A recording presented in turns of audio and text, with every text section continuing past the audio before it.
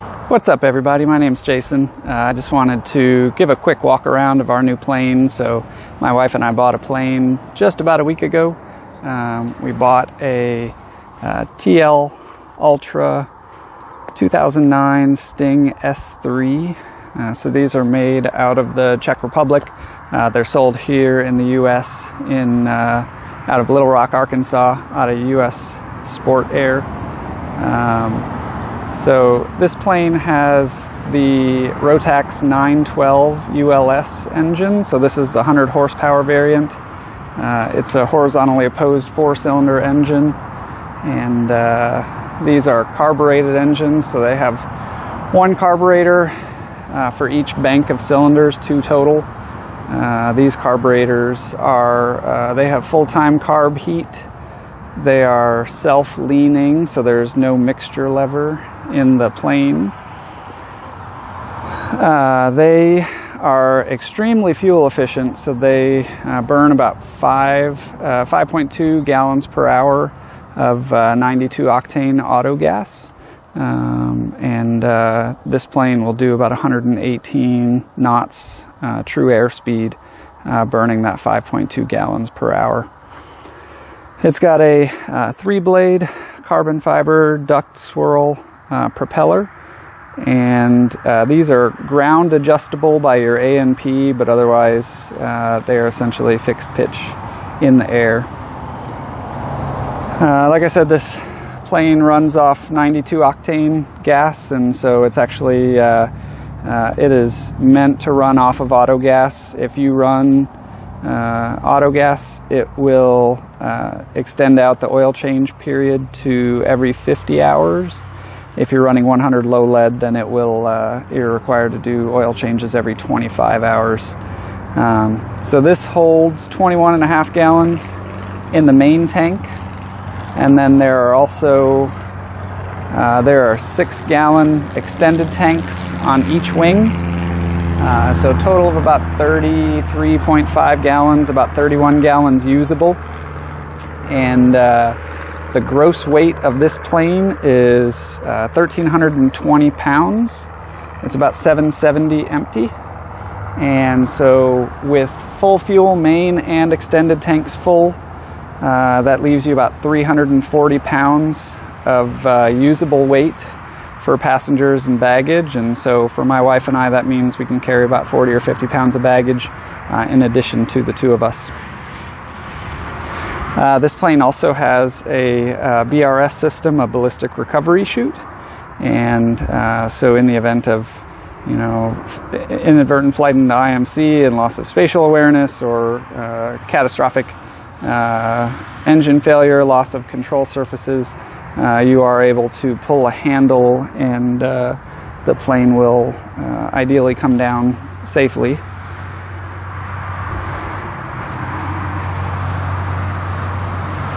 This is a tricycle gear, so it's a 2-place light sport plane with tricycle gear.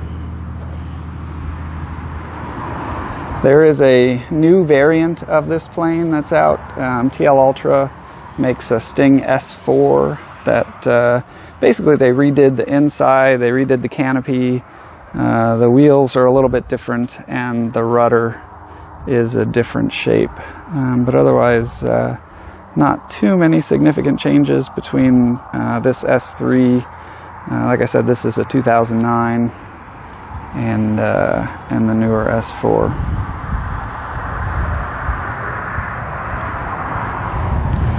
Alright, so let's go ahead and climb up inside, and we'll show you what it's got. So, 2-seat, and behind each of the seats there is a storage compartment.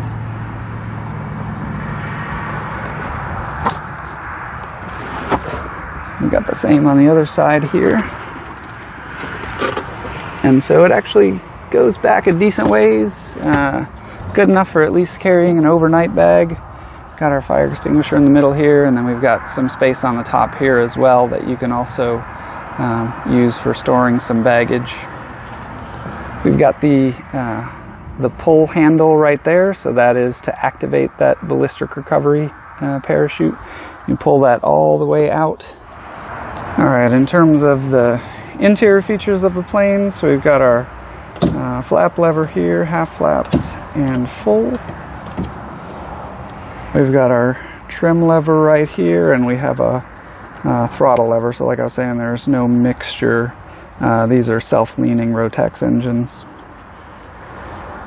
Got an analog fuel gauge. We've got our transponder with ADS-B. We've got the Garmin SL30 nav and comm radio. This plane has got 792 hours on it, so it's got plenty of life left in it. Let's go ahead and turn on some of the instruments here. So this has a TrueTrack TS EFIS with a built-in with a remote autopilot. So the autopilot on this is controlled through the buttons on this EFIS in terms of setting your turning on the autopilot here, and then setting your course and altitude bugs.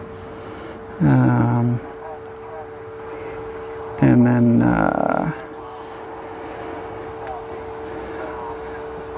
we've also got a Garmin 796 in the center stack here, and so our 796 communicates with the EFIS over here. So if we set a destination on here, we can navigate to it by choosing the autopilot course. This does have terrain, so as you can see, everything that's red on the map is equal or above us in altitude. And then this also has built-in traffic. So there you see the tail number of a plane that's headed our direction, and they're 1,200 feet above us. And so this has ADS-B in and out in terms of traffic. It also has audio call-outs for terrain, obstacles, and traffic within your headset. It's got, within the Garmin 796, it's also got built-in XM radio, and so you can choose your XM radio station and listen to that in your headset. It is XM weather capable, but I do not have that since the ADS-B weather is adequate for my needs. And then on the passenger side over here, we've got some standby instruments. So we've got a set of analog instruments here at the bottom, and then we have a we've got a GRT HX as our secondary flight display, and similar features to the primary flight display. However, the instruments are only displayed over here on the primary flight display, and then the secondary flight display has otherwise similar attitude, altitude, airspeed. And then one of the features that I really like in this plane, especially when you're going to be flying passengers or flying my wife with me, if anything should happen, you press that autopilot level button right there, and the plane will level out and fly straight, and kind of give you some time to figure out what you want to do, make some calls, and give yourself a minute. Also really good for, again, inadvertent flight into IMC with loss of spatial awareness. Hit that autopilot level button, and you can level yourself out. So, yeah, overall, I'm incredibly happy with this plane so far. So, we plan on getting many years of use out of this.